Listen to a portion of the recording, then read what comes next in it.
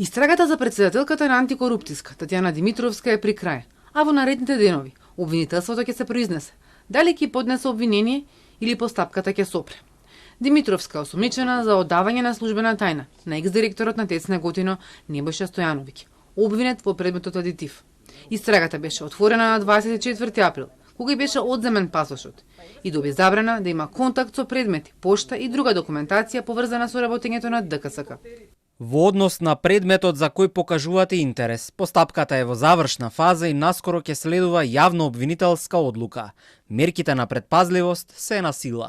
Ајфонот на претседателката на антикорупцијска беше анализиран во форензичката лабораторија во обвинителството за гонење организиран криминал и корупција.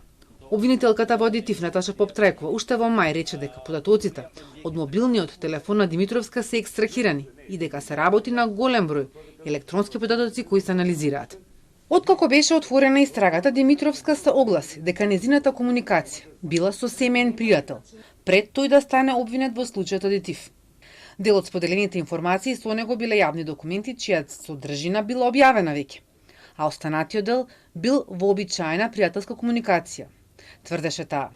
Рече дека немала намера да влијае на постапката или на било кој друг аспект од истрагата. Во телефонот на Стојановиќ, претседателката на антикорупцијска била запишана како Татјана ДКСК. Објави предходно код на Телма. Истражителите извадиле стотици пораки.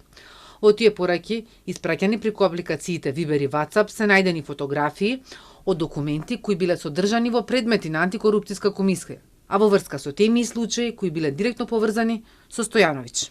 Комуникацијата меѓу Стојановиќ и претседателката на ДКСК траела до месец декември 2024 година. Тогаш во рамки на истрагата адитив биле одземени телефоните и други IT комуникацијски уреди на Стојановиќ.